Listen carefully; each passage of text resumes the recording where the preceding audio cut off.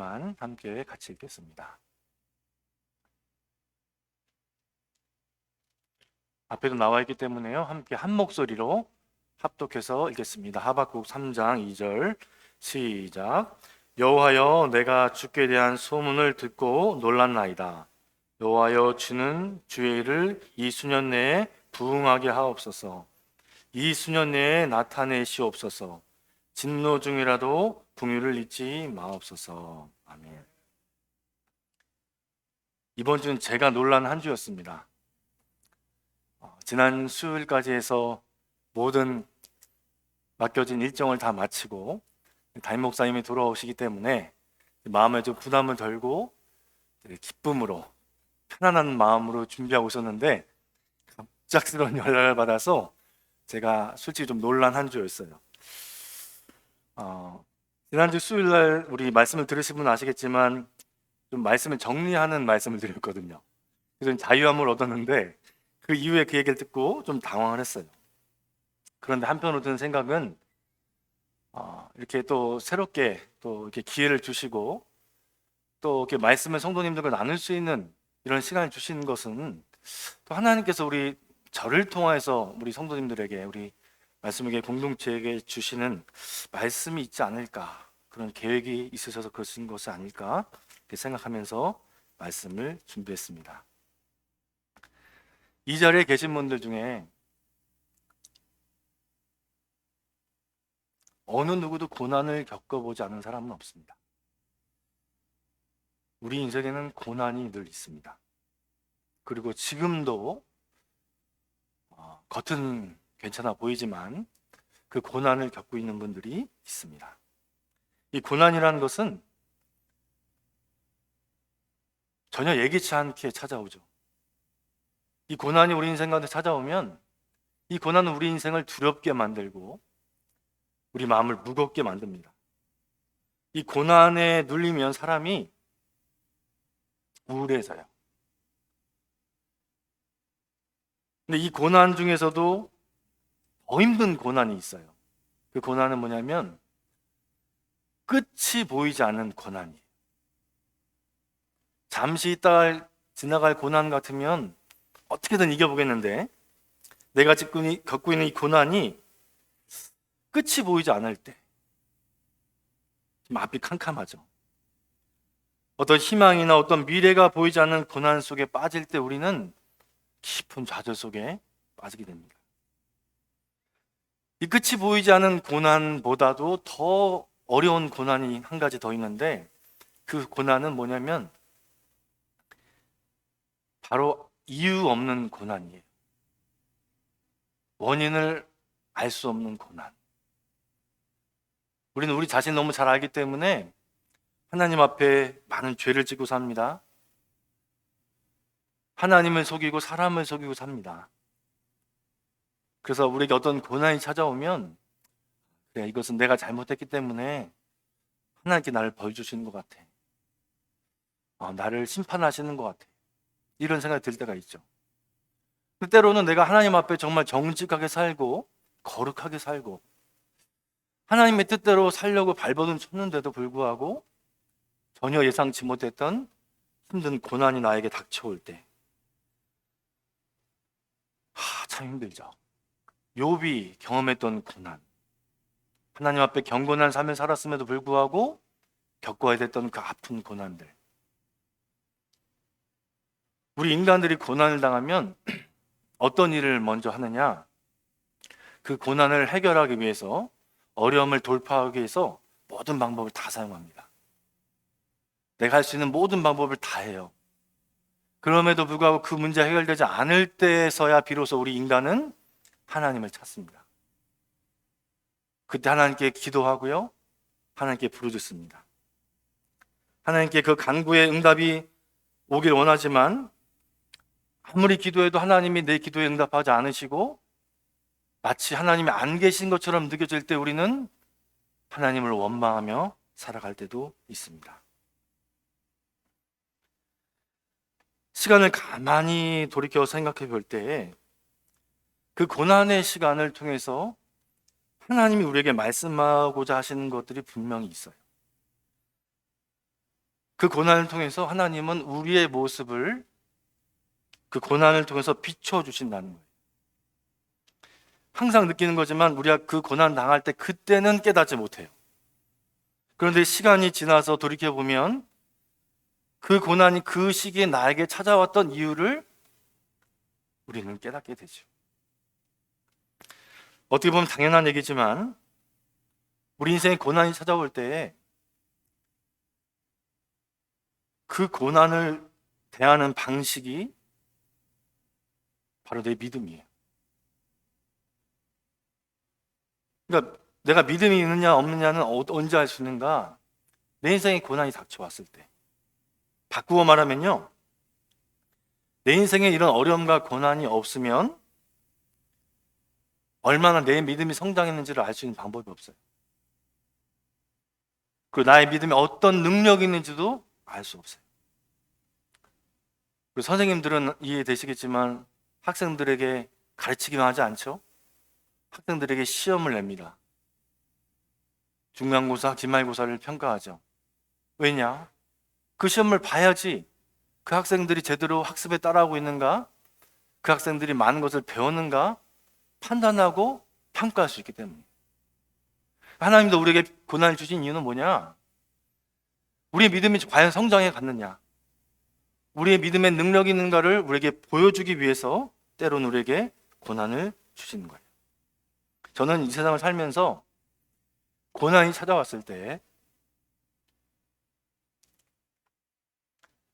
그 믿지 않는 분들, 하나님을 모르는 사람들이잖아요.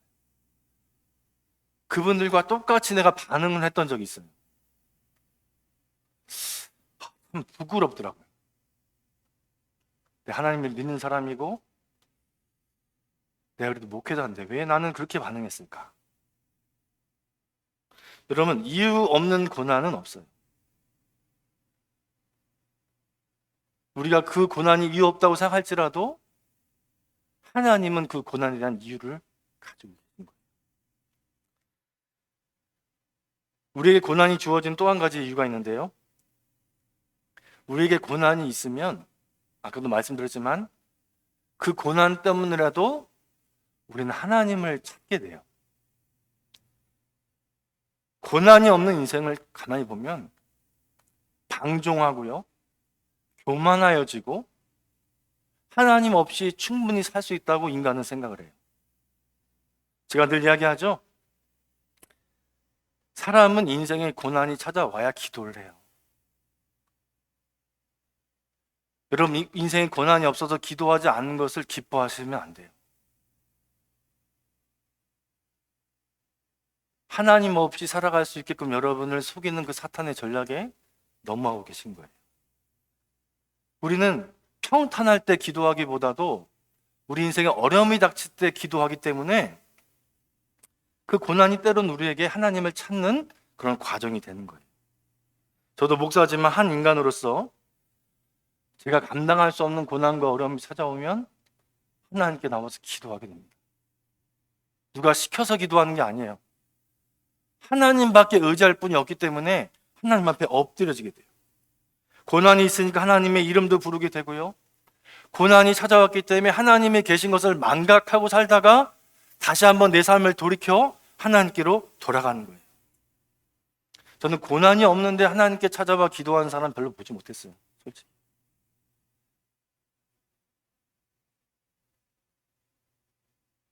일부러 고난을 겪으라는 얘기는 아니에요. 오해는 마세요. 하지만 그 고난이 결국 우리에게 유익이 되는 이유는 무엇인가? 그 고난을 통해서 하나님께 나아가는 것이기 때문이에요. 제가 우리 성도님들에게 성경을 읽을 때 이렇게 통으로 읽으라고 말씀드렸어요. 통으로. 그러니까 조금씩 읽지 말고 한번 쭉쭉 읽어보라 말씀드렸는데, 이 하박국은 1장, 2장, 3장이 되어 있습니다. 그리고 내용이 길지가 않아요.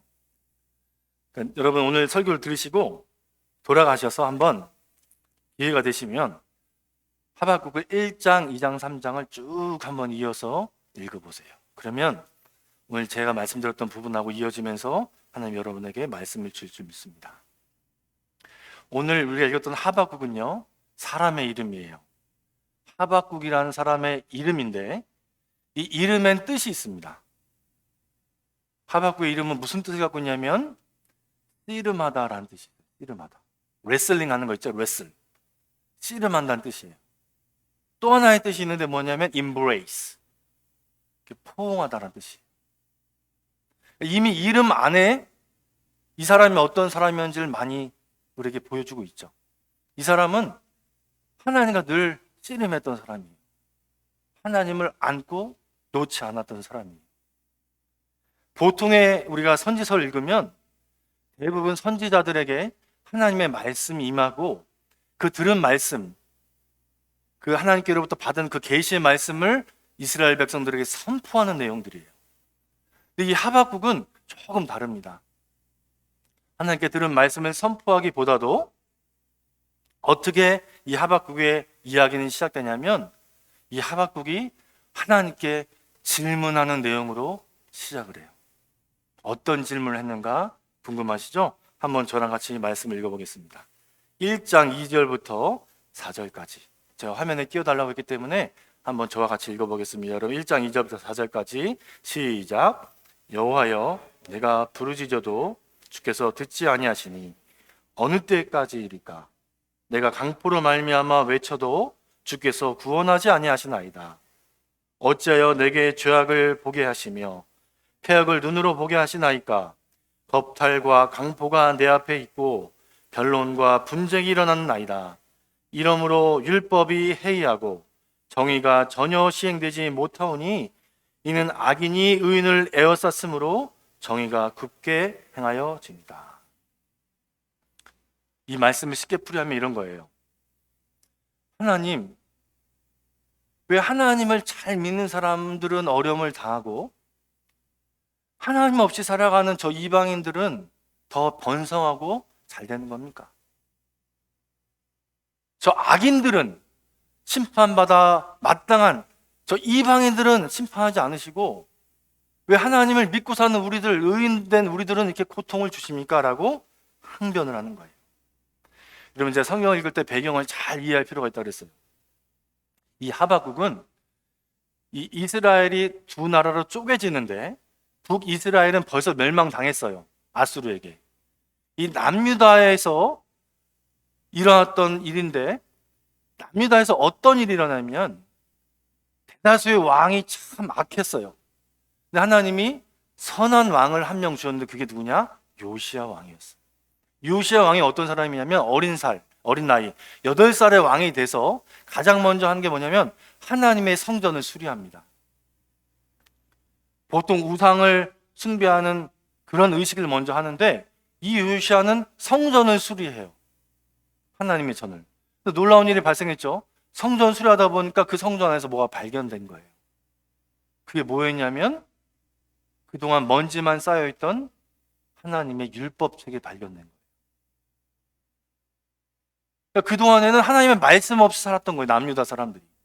근데 율법책이 발견되고 이 율법책 읽어보니까 그들이 깨닫는 거죠. 우리가 여태까지 우상을 섬기고 살았구나. 그래서 이 요시야 왕이 개혁을 일으킵니다. 종교 개혁을 일으켜서 우상을 다 철폐하고 하나님의 말씀을 듣고 살아가기로 결심하게끔 만들어요. 대단한 왕이잖아요. 의로운 왕이잖아요. 운명의 장난이라는 게 참. 하필이면 그 엄청난 개혁과 변화가 일어나는 시기에 이 전쟁이 나버립니다. 그 당시에는 이스라엘 밑에 남유다 밑에는 애굽, 이집트가 있었고 위에는 아수르가 있었어요. 근데 이 오른쪽에는 바벨론이라는 왕국이 신흥 세력으로 급부상하고 있는 거예요. 그럼 세계사 속에서 다 나온 얘기죠. 아시리아 제국, 바빌로니아 제국. 그 당시의 일이에요, 이 일이. 그런데 바벨론이 너무 강해지니까 이 이집트와 이 아수르가 서로 동맹을 맺은 거예요. 두 나라 합쳐서 저 바벨론을 몰아내야 된다. 근데 이스라엘 입장에서 볼 때, 이 남유다 왕국에서 볼 때는 저 북쪽 이스라엘을 아수르가 멸망시켰기 때문에 아수르가 살아남으면 결국 남유다도 멸망당하는 거예요. 그래서 이 요시야 왕이 이 이집트의 군대가 올라올 때 이 아수르와 연합한 것을 막기 위해서 힘이 강해지니까 막아야 될 거 아니에요. 전쟁에 나가는 거예요. 요시아. 그 유명한 무기또 전투라는 전투예요. 근데 어이없게도 요시아 왕이 거기서 화살을 맞고 전사합니다. 아니, 나라를 살리려고 했고 영적인 개혁을 일으켰고 하나님이 축복을 해주셔서 이 남유다를 살려야 되는데 오히려 젊은 나이에 어이없게 전사하고 만 거예요. 이 왕이 죽고 나니까 남유다는 점점 더 악해지기 시작했어요. 그 개혁의 의지가 꺾이고 더 우상을 섬기고 예루살렘 성전 안에서까지 우상을 숭배한 일이 생긴 거예요. 이 모습을 바라봤던 이 하박국이 하나님께 외치는 거예요. 하나님, 왜 이런 일이 일어나게 하십니까? 하나님은요, 우리의 질문에 답을 하시는 분이에요. 어떻게 답을 하시는가 한번 들어볼까요? 한번 읽어보겠습니다. 1장 6절 한번 읽어보세요. 1장 6절 다 같이 1장 6절 읽습니다. 시작.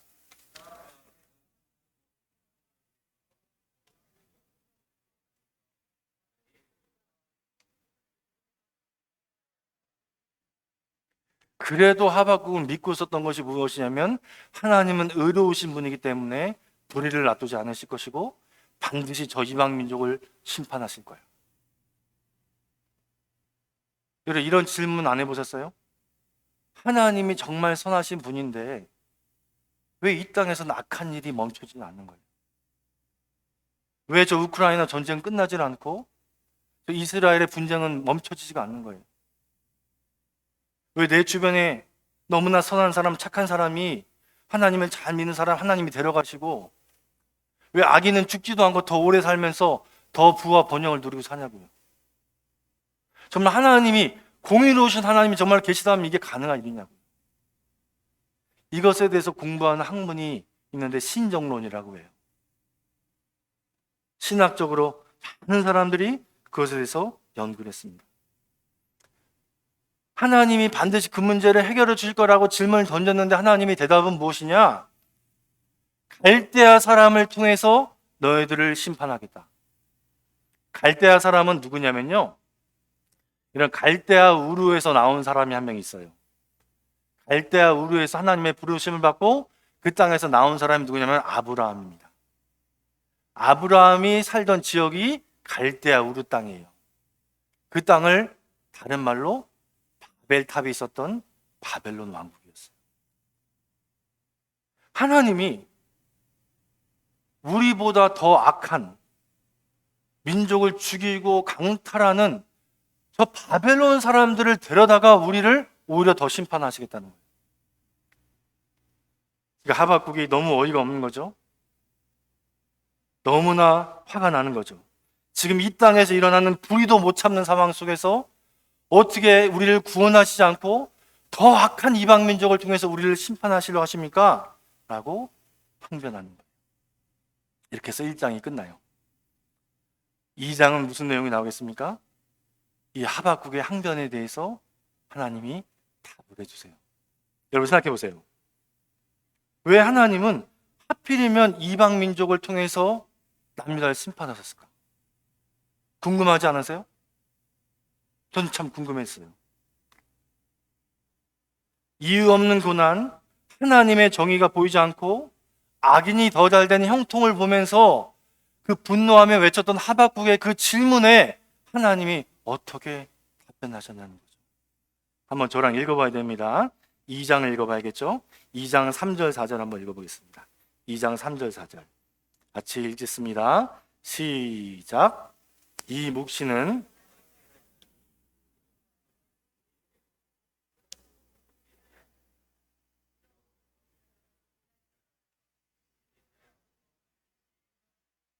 보라, 그의 마음은 교만하여 그 속에서 정직하지 못하나. 하나님이 하박국에 두 가지 말씀을 주세요.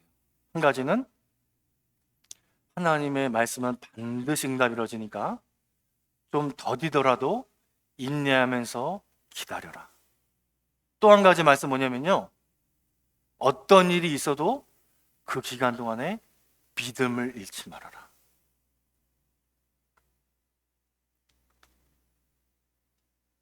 하나님이 우리의 기도에 바로 응답해 주면 좋은데, 바로 공의를 드러내시고 정의를 이루시면 좋은데 우리에게 시간을 주시는 이유가 있어요. 저는 이 이유가 뭘까 가만히 생각해 봤어요. 왜 우리는 늘 기다려야 할까? 왜 하나님의 약속은 더디고 우리가 인내해야 할까? 근데 그 이유가 이 뒤에 나오더라고요. 하박국을 통해서 하나님이 말씀을 해주시는데, 저 바벨론 나라 사람들의 5가지 죄악을 말씀하세요. 제가 성경을 시간이 없으니까 읽지 않을 거예요. 여러분 집에 가서 꼭 읽어보세요. 바벨론에게는, 너희를 침공하고 너희를 죽이러 오는 저 바벨론에게는 5가지 죄가 있다. 첫 번째 죄, 남의 소유를 탐내는 죄. 욕심의 죄가 있다. 저 바벨론 사람들은 자기가 가진 것으로 만족하지 못하고 남의 것을 빼앗으려 하는 욕심의 죄가 있다. 두 번째, 저 바벨론은 높은 곳에다 집을 짓는 민족인데, 그것은 무엇을 얘기하냐면 하나님 없이도 내가 살 수 있다는 안도감과 안정감을 누리고 싶어하는 죄를 짓고 산다.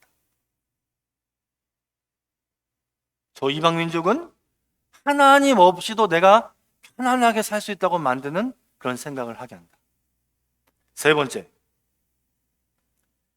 저 민족은 인간의 생명을 경시한다. 그 다음 네 번째, 저 민족은 자신의 이웃의 나라를 어렵게 하고 피폐하게 만든다. 그 주변에 있는 사람들을 어렵게 만든다. 마지막 5번째, 그들의 죄가 뭐냐면 그들은 돌과 나무와 같은 우상을 만들고 생명이 없는 그곳에 가서 그 우상을 경배하며 산다. 궁금했어요. 왜 그 사람들을 통해서 이스라엘을 심판하실 때 왜 하나님은 그들의 죄를 보여주실까? 가만히 묵상하는데 답이 안 오는 거예요. 제가 갑자기 설교를 준비해야 되기 때문에 어저께 오후에 저녁에 이제 준비를 하고 있었는데, 하나님 알려주세요. 답이 안 와요. 제발 내일 설교 빨리 해야 되는데. 근데 설교가 준비가 안 되는 거예요. 답답한 거예요. 갑자기 신기하게 제 전화기가 울리기 시작했어요. 갑자기. 제가 누군가는 밝히지 않을게요. 누가 저에게 전화를 한 거예요. 받았는데 그 사람이 저한테 이런 얘기를 하는 거예요. 갑자기. 목사님, 제가 좀 힘들었습니다. 그래, 무슨 일이 있었냐 물어봤더니, 제가 어디 가서 차를 주차했는데 늘 주차하던 공간이었고 평소에도 주차하는 공간이었대요. 사실 거기는 주차하면 되지 않는 공간이었어요.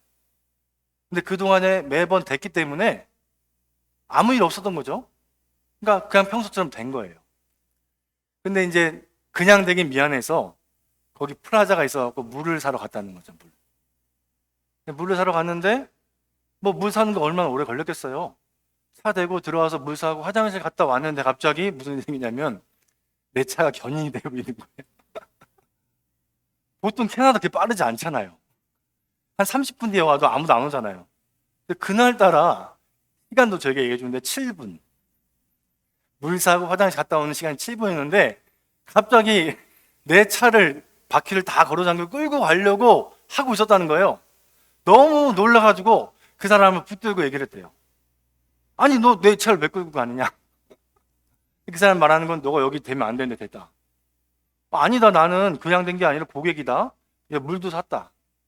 근데 그 사람들 하는 얘기가, 너가 차를 대놓고 차 있는 곳에 있지 않고 어딜 떠났기 때문에, 이 자리를 벗어났기 때문에 우리는 견인해 나갈 법적인 이유가 있다.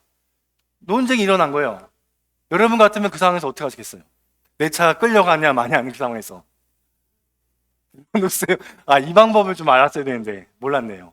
아주 지극히 인간적인 방법이네요. 아무리 설득해도 이 사람 말이 통하지 않더래요. 그래서 결국 어떻게 해서 우리 같으면 오피스에 간 거죠. 매니지먼트에 간 거죠. 매니저까지 데려와서 싸움을 이루고 이제 우리 한국 사람 그런 거 있잖아요. 흥분해가지고 절대 못 물러선다.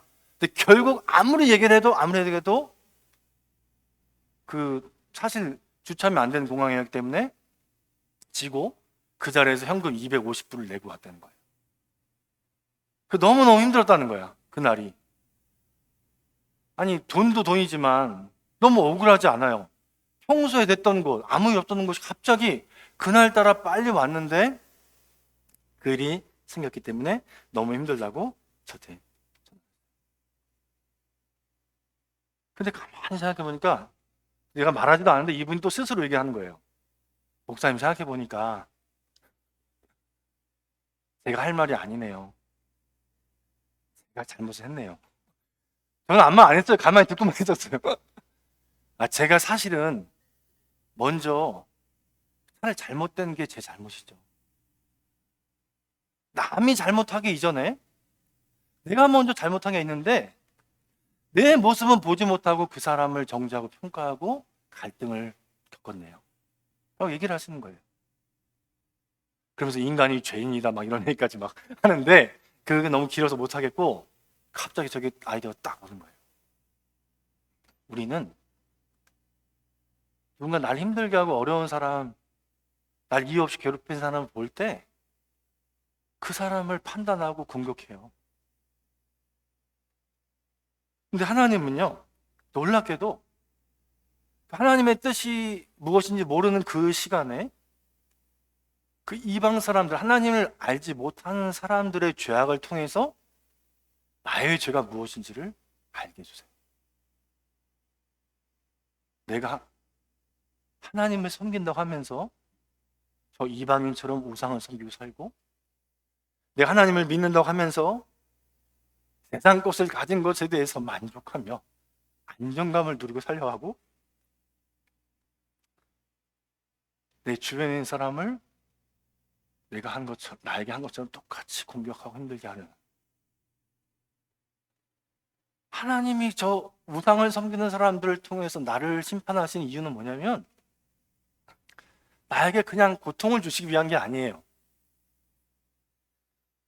정말 억울한 일인 것처럼 보이지만 사실은 그 모습을 통해서 오늘 너가 하나님을 믿고 산다고 하지만 너의 믿음의 현 주소가, 너의 믿음의 수준이 어디에 머무르는가를 우리가 하여금 스스로 깨닫게 하기 위한 거예요.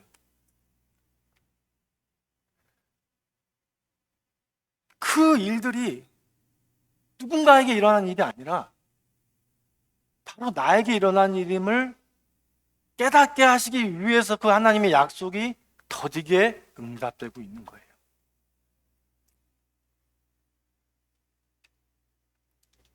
저도 마찬가지예요. 급한 일이 생기고 정말 중요한 일이 생길 때에 튀어나온 제 인간적인 반응을 보면서 나도 다를 바가 없네. 그러면서 느끼는 감정이 뭐냐면 정말 부끄러워지더라고요.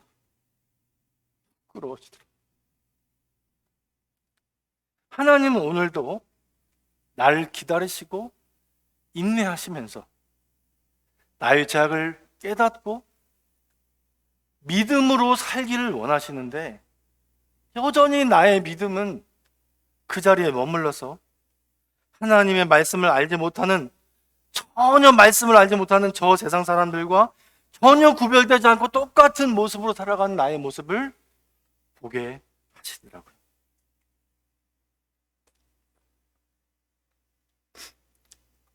여러분, 하나님이 우리에게 말씀을 주실 때 그 말씀을 믿고 인내하고 기다리면요, 어떻게 되는지 아세요? 이 물이 이 바다에 흘러가서 바다가 가득해지잖아요. 이 물이 자연스럽게 흘리잖아요. 이 물이 다 흐르면 이 바다의 물이 가득해져서 바다가 차고 넘치는 거죠. 자연에 쏠린 거예요. 하나님의 뜻은요, 이 물이 바다를 덮음과 같이 하나님의 때가 되면 그분의 영광으로 가득 차게 돼 있어요. 우리가 그 때를 결정하려고 해서 그렇지 우리가 그 시기를 정하려고 그래서 그렇지, 우리가 인내하고 기다리지 못해서 그렇지, 하나님의 뜻은 하나님의 때에 완벽하게, 그래서 이것을 깨닫은 하박국이 이런 고백을 하는 거예요. 2장 20절에 이런 고백을 해요. 같이 읽어볼까요? 2장 20절 같이 시작.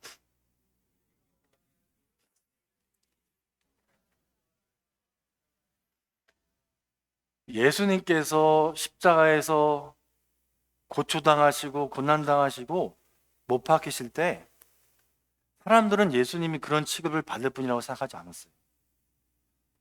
그분은 죄가 없었기 때문에. 그분은 누구보다도 억울한 분이었어요. 그런데 그분이 왜 고난을 당하셨는가? 왜 고초를 당하셨는가? 억울한 사람을 죽이는 이유가 뭐예요? 결국은요, 예수님의 고초와 고난과 십자가의 죽음을 보면서 하나님은 그 시간을 통해서 우리의 죄 때문에 메시아 예수 그리스도가 죽는 모습을 보여주는 거예요. 그 십자가는 예수 그리스도를 위한 십자가가 아니라 오늘도 죄 가운데 살고 있는, 죄 앞에 무너지는, 죄악 가운데 거하고 있는 나의 모습을 보여주시기 위한 십자가예요. 많은 사람들이 예수님이 돌아가셨을 때 모든 것이 끝났다고 생각했고 이제 구원의 소망이 끊겨졌다고 생각했어요. 이제 더 이상 어떠한 희망도 없을 거라고 생각하지 않았을까요? 그런데 결론은 어떻게 됐어요? 이유 없이 죄 없는 예수님이 죽고 모든 것이 절망으로 패배로 끝난 것 같아 보였지만 사실은 이 불의가, 의롭지 못한 것들이 의로움을 이기는 것처럼 보였지만 사실은 죽으신 예수님이 사흘 만에 부활하시고 승천하신 그 영광을 보여주면서 결국 불의는, 그 사단의 저주는 모든 결박이 묶여지고 예수님이 영원한 소망이 되시는, 우리에게 영원한 승리가 되시는 분임을 우리에게 보여주신 거예요. 여러분, 우리가 승리할 수 있는 비결은요, 그때마다 그 시간마다 우리가 죄를 이겨서 승리하는 게 아니에요. 저도 그렇고 여러분도 그렇고 죄를 이길 수 있는 사람 아무도 없어요. 죄와 싸워보세요. 죄는 언제나 우리를 승리할 것이며 우리를 짓밟을 거예요. 저도 발버둥 치지만 말씀 속에 살아도 인간이 이상 죄인으로 살 수밖에 없어요. 우리가 잘나서, 우리가 대단해서가 아니라, 우리가 의로워서가 아니라 십자가에 못 박혀 죽으시고 부활하신 그분이 이미 십자가에서 영원한 승리를 이루어 놓으셨고 그분을 믿음으로, 예수 그리스도를 오직 믿음 하나만으로 우리를 의롭게 하시기 때문에 우리에게 영원한 승리가 주어진 거예요. 이제 3장으로 넘어가야겠죠. 3장. 3장이 너무 흥미로울 것 같지 않으세요? 하박국이 참 좋은 성경인 게 무엇이냐면 이 짧은 성경이지만 그 안에 많은 복음성가를 넣었어요. 오직 의인은 믿음으로 말미암아 살리라. 물이 바다 덮음같이 여호와의 영광을.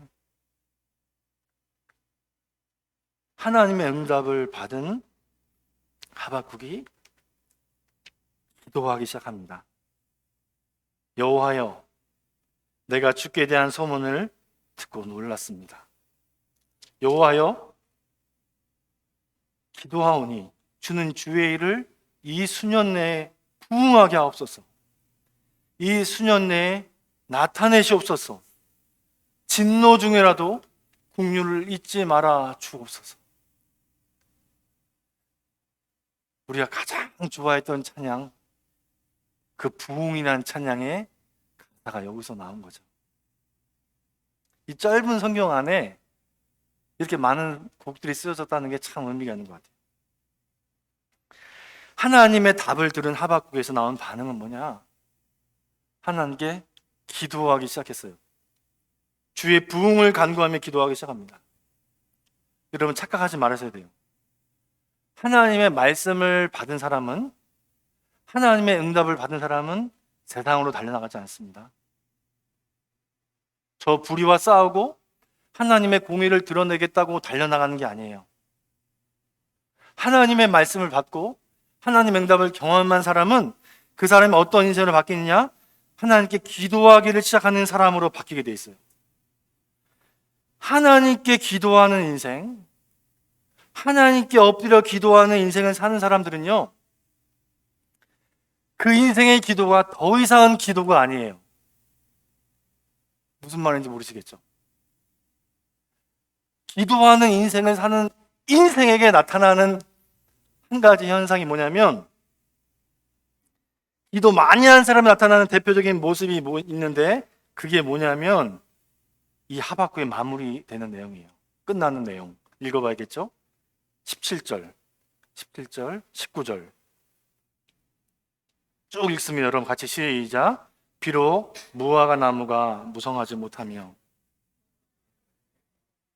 감람나무에 소출이 없으며 밭에 먹을 것이 없으며 우리의 양이 없으며 외양간에 소가 없을지라도 나는 여호와로 말미암아 즐거워하며 나의 구원의 하나님으로 말미암아 기뻐하리로다.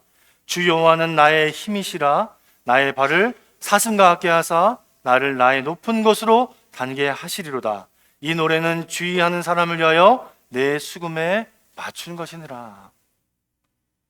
그럼 기도하는 사람은요, 그럼 기억하세요. 오늘 말씀의 결론이에요. 그 기도가 바뀌어서 노래로 바뀝니다. 기도가 노래로 바뀌었다는 그 말을 더 쉽게 이야기하면, 어떠한 고난과 고통과 어려움 속에서도 그리 아니하실지라도 하나님을 예배하는 인생으로,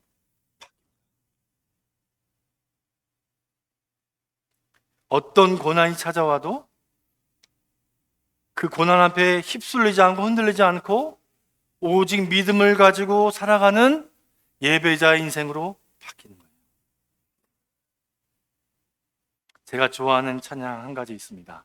뭐냐면 같이 부를 건데, 선한 능력으로라는 찬양이에요. 선한 능력으로. 아시는 분 아시겠지만 20세기 정말 유명했던 목사며 학자인 사람이 한 명이 누구냐면 디트리 본 회퍼라는 사람이죠. 이 사람이 17살에 대학을 들어가고 20살에 박사학위를 받습니다. 너무나 영특하고 똑똑한 천재였어요. 너무나 탁월하니까 그 사람을 미국에서 스카우트해 갑니다. 그 젊은 나이에 교수로 가르쳐달라고. 근데 그 당시가 어느 시기였냐면 히틀러가 등장해서 나치 정권이 들어선 거예요. 교회마저도 굴복해서 그 신앙을 지키지 못하고 히틀러의 그 사조의 사상에 묻혀버린 거예요. 그래서 그 소식을 들은 이 본헤퍼가 조국을 뜨겁게 사랑하는 마음이 있으니까 미국에서 돌아가려고 하는 거예요. 많은 사람들이 만류합니다. 가면 죽습니다.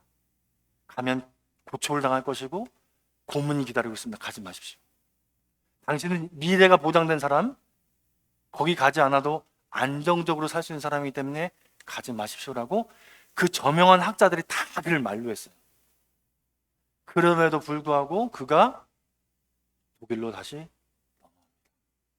가장 2차 세계대전이 가장 절정에 이르렀을 때, 히틀러가 가장 포악해진 그때 넘어가서 히틀러의 나치 정권에 저항하는 사람들을 모아서, 크리스찬들을 모아서 교회를 세우는데, 그게 그 유명한 고백교회라는 교회예요. 하나님의 교회는 저 나치 정권에 머무르는 교회가 아니라 하나님의 말씀을 선포하고 하나님의 공의를 선포하는 교회가 하나님의 교회다라고 고백교회를 세우고 암살을 준비해요. 그러다가 들통이 나서 잡혀 들어갑니다. 얼마나 많은 고초를 당하겠어요. 젊은 나이에. 고초를 당하면서 그가 결혼하려고 약속했던 약혼자가 있었는데 그 약혼자에게 감옥에서 편지를 한 통 보내요. 마지막 편지에 들어있던 시 한 편이 있었는데 그 시의 제목이 선한 힘들에 관하여라는 시였어요. 근데 그 시가 나중에 발견돼서 그 시가 너무 좋으니까 이제 지그프리트 피에츠라는 사람이 거기다 작곡을 붙여서 곡을 만든 게 우리가 오늘 부르게 될 선한 능력으로는. 여러분, 암살 시도가 끝나고 실패로 끝나고 그가 언제 죽냐? 1945년에 죽어요. 1945년이 무슨 해인지 아시죠? 세계 2차 대전이 끝나는 해예요. 감옥 속에서 잡혀 있다가 그 전쟁이 끝나기 직전, 종전이 되기 직전에 형장의 이슬로 39살의 나이에 사라집니다. 세상 사람들은 그 보네포를 밀어놔도 생각했겠죠. 조금만 타협했고 버텼으면 전쟁이 끝나서 더 찬란한 인생을 살았을 텐데.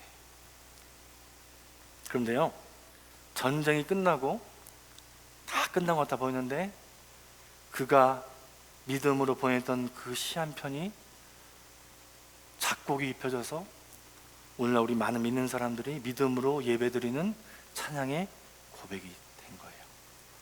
한번 저와 함께 그 노래의 가사를 한번 읽어보고 찬양해 볼게요. 우리 문집사님만 먼저 나와주시고요. 가사 한번 띄워주세요. 한번 여러분들 한번 가사를 한번 읽어볼게요. 이게 그 감옥 속에 있어서 여자친구에게 보냈던 선한 힘들에 관하여라는 시의 가사예요. 같이 읽어볼까요? 시작. 주 선한 능력으로 안으시네. 그 크신 팔로 날 붙드시네. 절망 속에서도 흔들리지 않고 사랑하는 주 얼굴 구하리. 선한 능력으로 일어서리. 주만 의지하리. 믿음으로 우리 고대 안에 주오실 그날. 함께 찬양을 해볼까요? 안 나오셔도 돼요. 일단은 찬양 같이 해보겠습니다.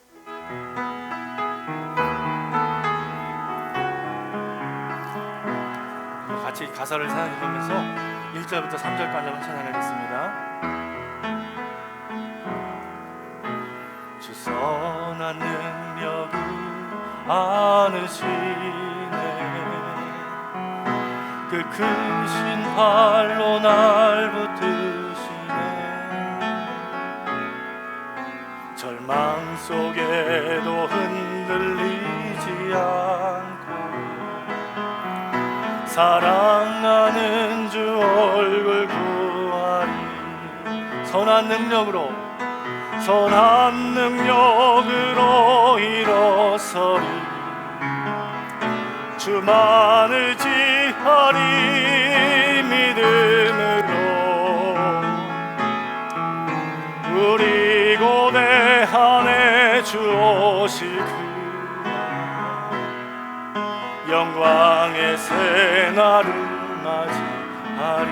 이전의 괴로움 날 결사고 이전의 괴로움 나를 애워서 고난의 길을 걷는다 해도 고난의 길을 걷는다 해도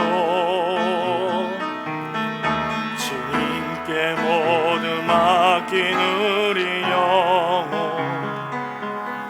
끝내 승리의 날을 맞으리. 선한 능력으로 일어서리. 주만 의지하리. 믿음으로 우리 고대 안에 주 오실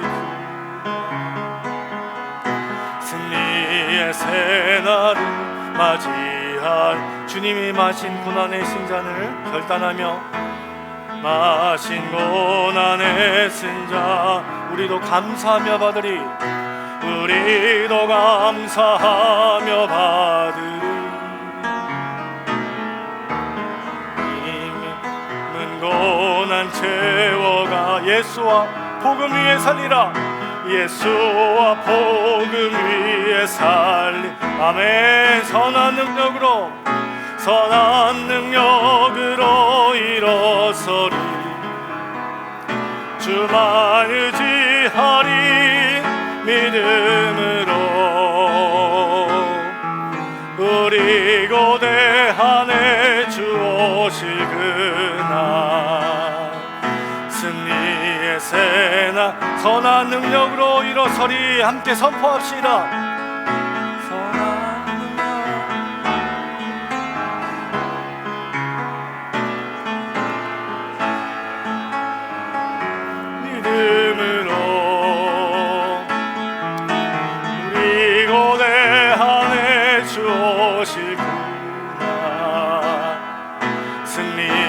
새날을 맞이. 마지막으로 선한 능력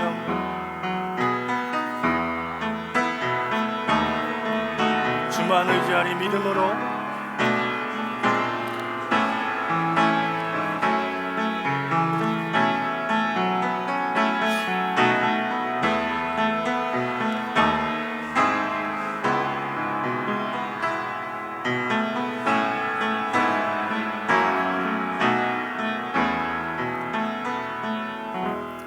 잠깐 기도하겠습니다.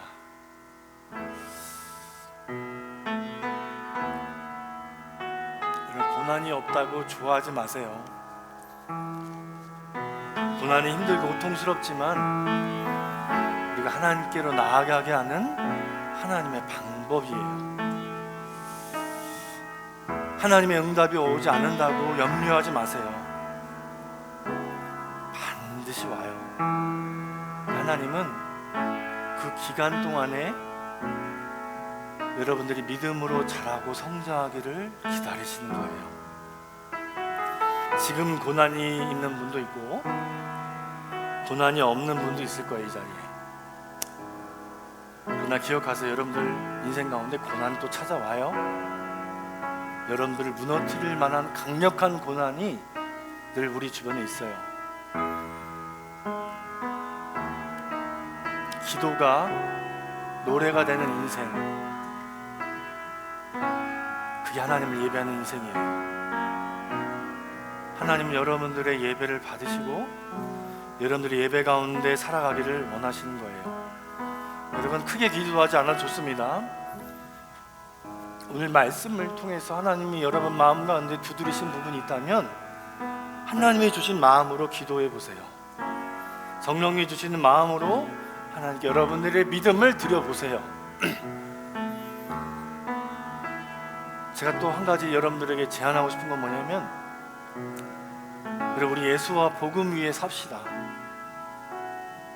그 고난의 길을 할지라도 너무 하나님으로 인해서 만족한다고 나의 즐거움과 유익을 위해 사는 인생이 아니고 정말 예수와 복음 위해서 우리 삶을 드릴 수 있는 우리가 되기를 위해서 한번 기도해 보세요. 하나님 그 목적으로 여러분들을 부르신 거지 여러분의 인생이 형통하고 잘 살고 잘 먹고 잘 살기 위해서 부른 건 아니잖아요. 성령께 주신 마음으로 한번 이 전에 하나님께 결단의 기도를 드리며 나갑시다. 기도합시다. 하나님 아버지